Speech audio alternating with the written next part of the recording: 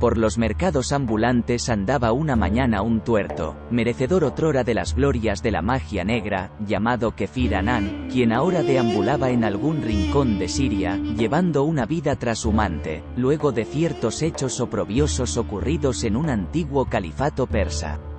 Miraba sin molestarse en ver los artefactos dispuestos a la venta en ese bazar, llevando la felicidad misma en su anillo de brillante zafiro blanco en montura de oro, que ningún ladrón del mundo podría robar, o al menos no definitivamente. El anillo, simplemente, retornaría a él. Fue en ese momento en que se encontró con ese ilusionista anciano. Con su único ojo sano, siendo que, de haberlo deseado Anán y utilizando las artes aprendidas en Egipto en los tiempos de los faraones anteriores a las pirámides, podría haber hecho renacer el perdido, vio los prodigios mágicos que aquel anciano encorvado, que parecía que iba a quebrarse en cada movimiento que daba, mientras realizaba ante la vista fascinada de la demás gente.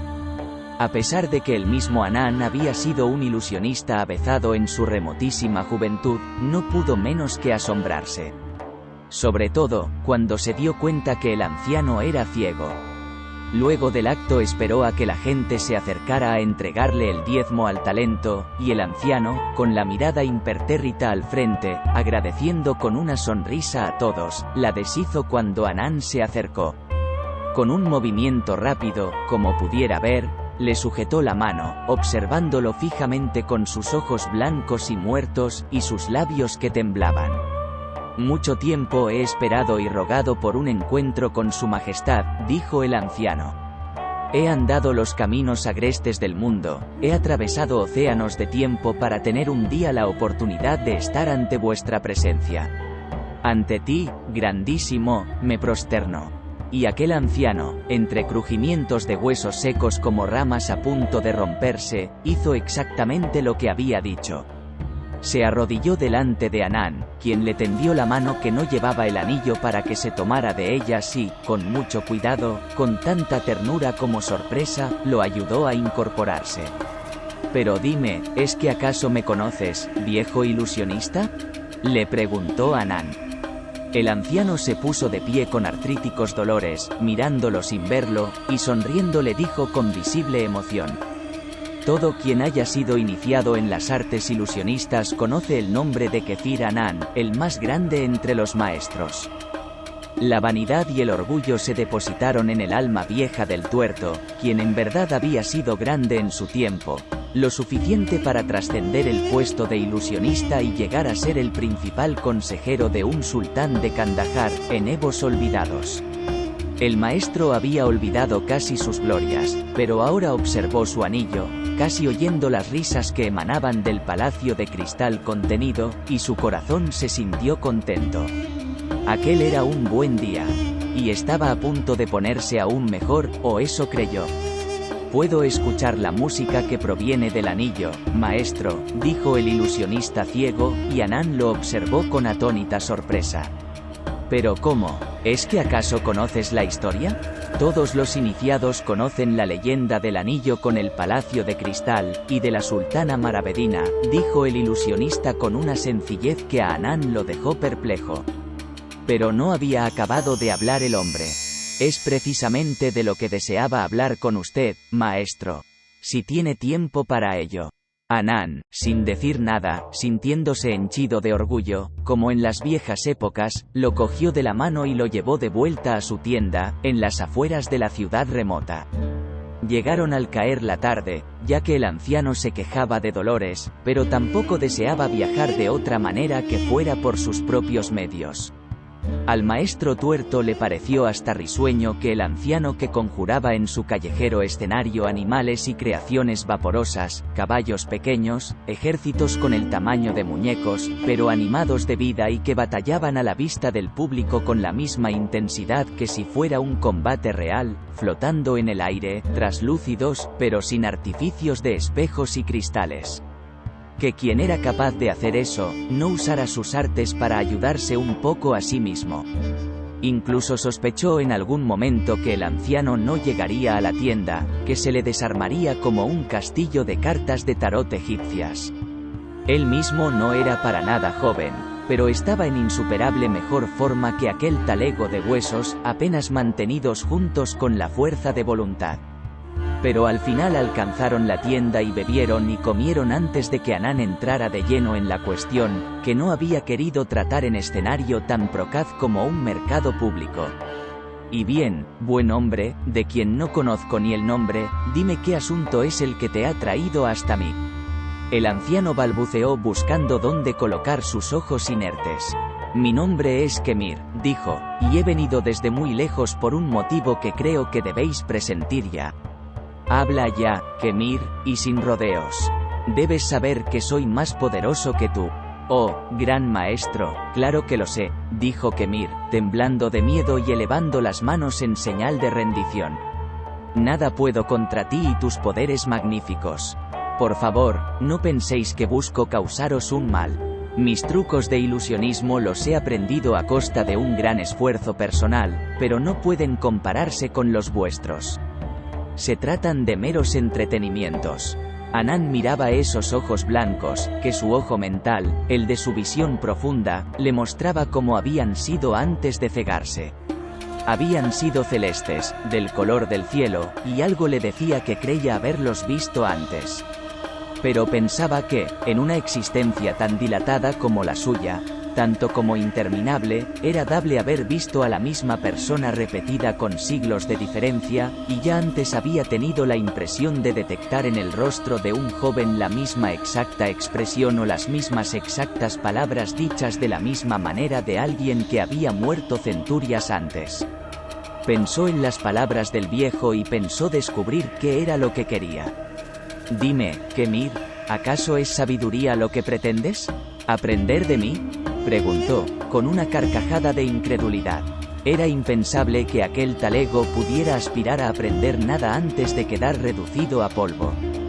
Ya era demasiado tarde para eso. Pero el tal Kemir se mordió los labios. Tenía algo muy importante que decirle. ¿Acaso puede vuestra majestad desvanecer la sombra de la muerte? Fue lo que dijo el anciano ciego, estremecido, quien asintió como si hubiera captado la pregunta en la mente de su anfitrión. Sí, me muero, gran maestro. Todo ser presiente el final, en especial los que de alguna manera estamos más cerca de lo místico que el vulgo. Hace tiempo que tengo en mayor precisión la hora y la fecha concreta de mi fenecer, y la fecha se acerca. He viajado por todo el mundo conocido y desconocido, he buscado los conocimientos y las personas que puedan ofrecer incluso la posibilidad de una salvación. Y el resultado inexorable siempre ha sido vuestro nombre, el nombre del gran Kefir Anán. El mago tuerto sacudió la cabeza, aunque era un gesto innecesario. Lamento ser recadero de malas noticias, estimado Kemir, pero lo que pides no puede ser entregado. Mis conocimientos abarcan muchas esferas del misterio, pero hay uno que no puede ser trascendido, una frontera que nada atraviesa. Cuando el libro del destino ha apuntado nuestro nombre, no hay nada que pueda hacerse. Ciertos conocimientos que poseo pueden retrasar el envejecimiento, pero solo cuando se goza de salud, cuando el cuerpo mantiene su vigor. Cuando la carcoma de la muerte penetra en el organismo, no hay forma de detenerla. Eso es claro, oh, grandísimo maestro, dijo Kemir, asintiendo. Pero hay una alternativa. Pasar a formar parte del coro de psicofantes de la gran sultana Maravedina, quien, como todos saben, vive en el palacio de cristal contenido dentro de vuestro anillo. Al oír esta mención Anán se puso violentamente de pie, sus ojos ardían de furia que se podría haber convertido fácilmente en un centelleo fulminante para el viejo. Podría haberlo desintegrado con su poder de poderes. Estiró el brazo y apuntó al anciano mientras exclamaba a viva voz, haciendo que Kemir comenzara a temblar. Dime ahora qué sabes tú al respecto y dónde lo has sabido. ¿Quién te lo ha dicho y qué pretendes aquí?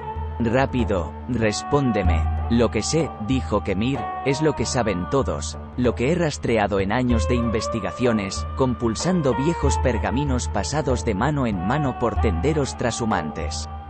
Por lo demás, no me propongo ningún mal hacia ti, maestro. Solo deseo lo que he dicho. ¿Pero qué es lo que sabes del anillo?, preguntó Anán. quien precisamente acariciaba el zafiro de su mano siniestra. El ciego contó sucintamente la historia conocida por él, que resultó ser muy acercada a la realidad. Era la historia del sultanato de Kandahar, del sultán y de su hija, Maravedina, la princesa de legendaria belleza, agraciada por los hados como ninguna mujer sobre la tierra.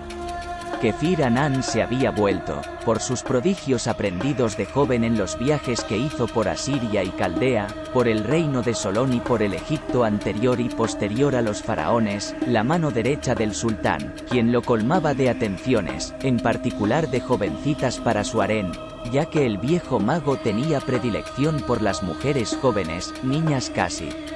A cambio creaba toda clase de prodigios para el sultán, como por ejemplo su palacio laberinto, una ciudadela de roca, con altas murallas, y con un palacio de lujo inmenso en el centro.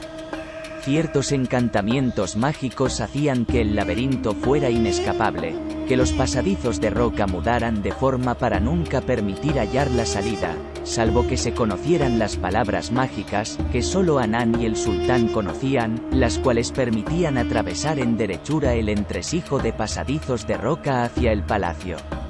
Al sultán le gustaba encerrar en el laberinto a los emires y príncipes cristianos atrapados en los combates, donde un talismán en la forma de un espejo multiplicaba ilusoriamente el número de sus ejércitos, de cara al enemigo, quien no solo veía un ejército y número sino también las armas y las criaturas infernales que usaban como esbirros para la guerra. Muchos ejércitos rivales se rendían sin pelear, y sus príncipes eran encerrados en el laberinto hasta la muerte. Todo parecía gozar de perfección en el sultanato de Kandahar, el cual se fue convirtiendo de a poco en el mayor y más importante del mundo, y cuya fama trascendía el mundo árabe.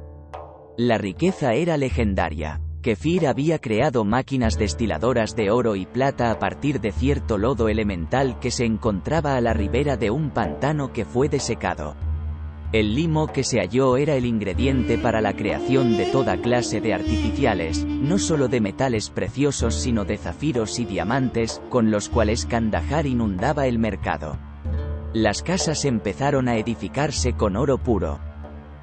Pero no hay perfección que dure eternamente, y en el caso de aquella comenzó a desplomarse por las palpitaciones de una princesa enamorada. El corazón de Maravedina, la flor de Kandahar, quien cayó rendida ante el influjo de un cristiano de origen español, que se hizo pasar por musulmán para poder desposarse con la joven.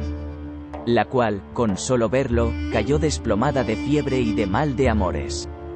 Se trataba de un noble español de muchos apellidos, quien había oído de la legendaria belleza de la sultana y decidió urdir la estratagema para desposarse con ella, en caso de que la joven árabe valiera la pena. Al verla durante una visita a la capital de la sultanía, el joven, extraordinariamente agraciado también, cayó víctima del poder fulmíneo de semejante belleza. Los jóvenes se pusieron de acuerdo, mediante delegados y comunicaciones secretas en la urdimbre del plan casamentero, el cual pareció llegar a buen término. Convenientemente disfrazado y con maquillajes, bajo el nombre de Emir Abu Mohamed Simbel y otros muchos nombres más para un patronímico que denotaba la posesión de cierto reino de la Arabia remota, muy rico, aunque del cual poco se conocía, el joven llegó a ser el pretendiente real, a punto de desposarse con su ferviente enamorada. Pero el ardid no logró derrotar la sapiencia de Kefir Anán, quien siempre había pretendido a la joven como la joya de su harén. Él supo la estratagema casamentera desde el comienzo, aunque decidió traicionarlos a ambos por interpósita persona, bajo hechizo hipnótico, en el último momento y para hundir bien la daga traicionera. El sultán, herido en lo más profundo, no se atrevió a matar al joven cristiano, por temor a un incidente que pudiera desatar una nueva guerra. Avizoraba la cercanía de su muerte y deseaba una transición pacífica. Lo echó, anulando la promesa de matrimonio. Un intento de rapto por parte del joven asturiano y otro intento de fuga por parte de la sultana Maravedina, ambos frustrados por intermedio, mas no por la presencia, del hechicero real, quien siempre lograba presentarse a sí mismo como compasivo amigo de la sultana, determinó al padre a usar de medios más extremos. Fue así que confinó a su hija y a una servidumbre cuantiosa, junto con víveres para un par de años, en la lujosa mansión en el centro del laberinto mágico, decidido a que su hija viera morir a su amor de esa manera, dándole tiempo al tiempo, y que al final se olvidara de aquel joven. Pero no contaba con las persistencias del corazón de una joven enamorada, quien, cuando lo entrega, lo hace de una vez y para siempre. Ella desfallecía de amor por el joven y ninguna distancia ni la acción del tiempo habrían de hacerlo olvidar al pretendiente. A través de un ojo de vidrio, el sultán podía ver lo que sucedía en el palacio del laberinto, y temió que el castigo fuera demasiado terrible, y que pudiera costarle la vida a su única hija, a quien amaba sobremanera. Pero su consejero tenía otro ojo de vidrio en su palacio, donde veía a la joven y suspiraba de amor por ella. Al fin urdió un plan y se puso a trabajar en la creación de un anillo mágico. Aprovechando una ausencia del sultán para inspeccionar cierta región de su reino, usó las palabras mágicas, su puerta trasera para sortear el laberinto mágico, y se presentó ante la sultana, falsamente compungido y prometiendo ayudarla a reencontrarse con su amado, de quien le presentó una carta compuesta por medio de sus artes, y que por supuesto el asturiano no había escrito.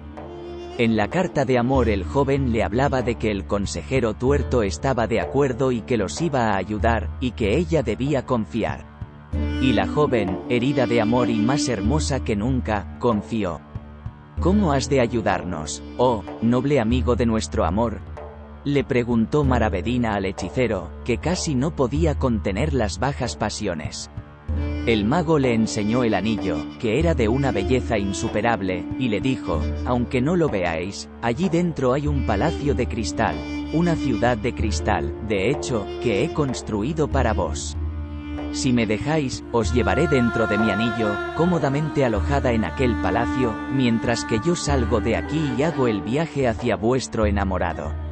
La sultana, transmutando la congoja en una felicidad que ya se deleitaba en el gozo del reencuentro con el ser amado, confió en las palabras del mago, le agradeció con abrazos y besos, con el roce de su cuerpo exuberantemente bello, y que encendieron aún más los deseos del anciano pecador de poseerla.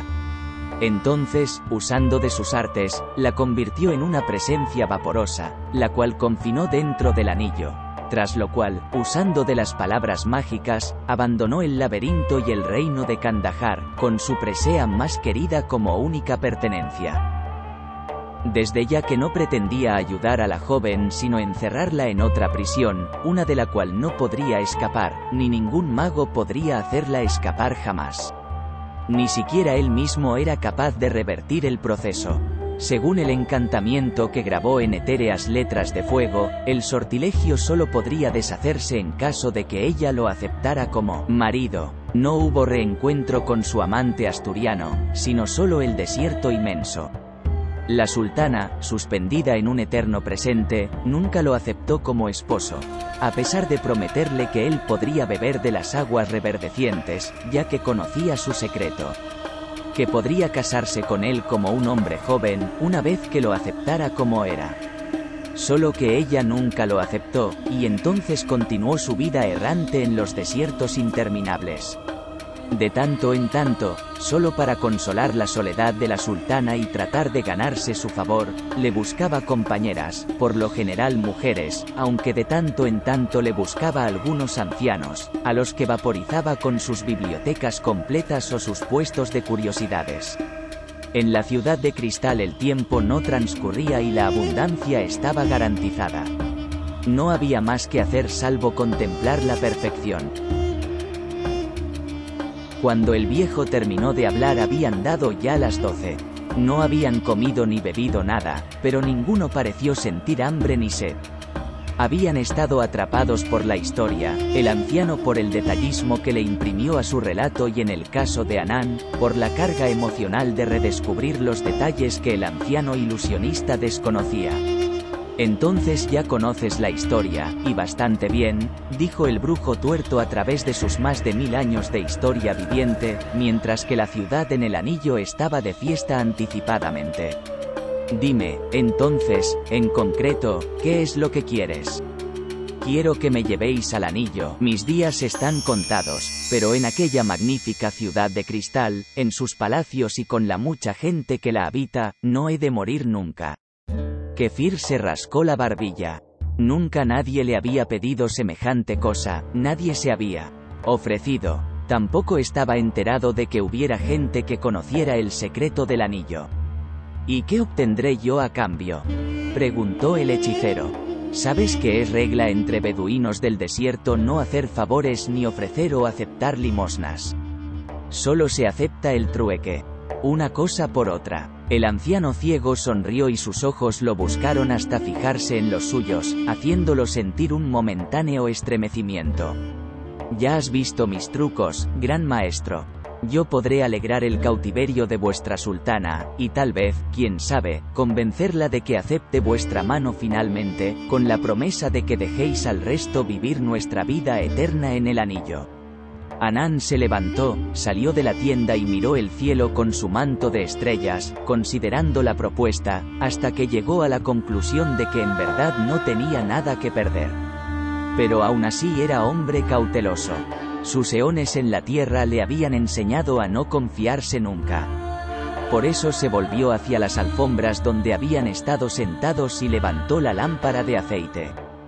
Ya es tarde, dijo, y será mejor dormir. Podéis quedaros aquí esta noche. Mañana por la mañana os daré mi respuesta.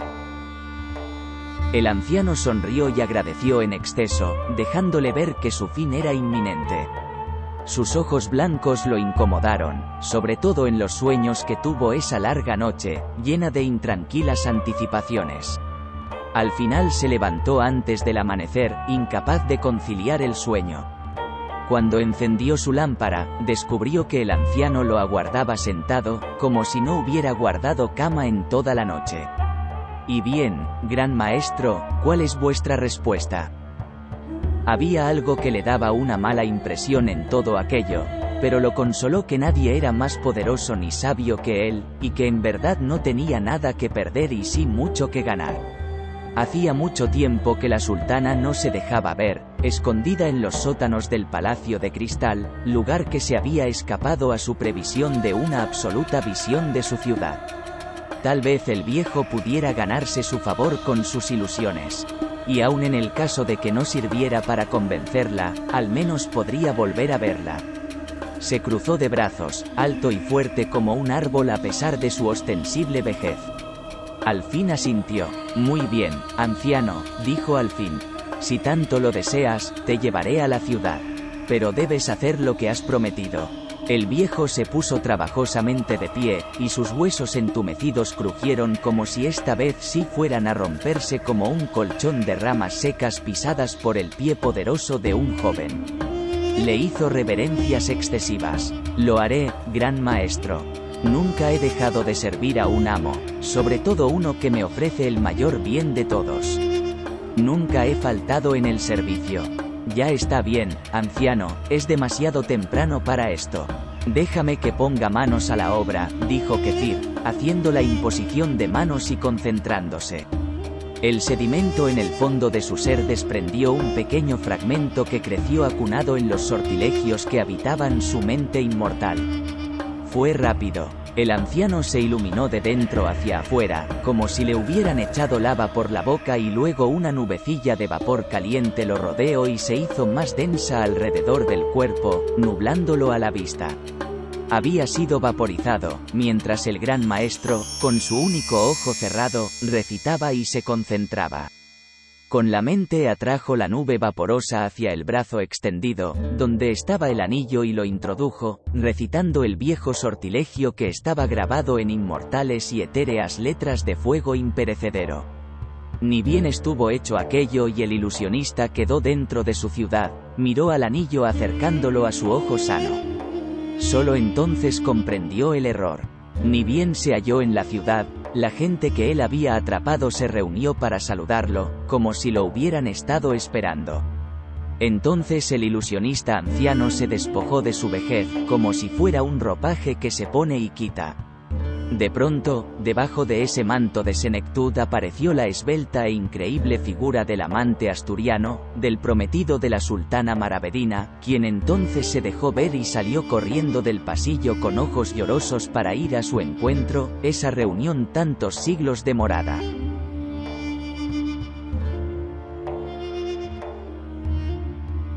A Kefir la sorpresa y la incredulidad lo invadieron y a punto estuvo de dejar caer el anillo.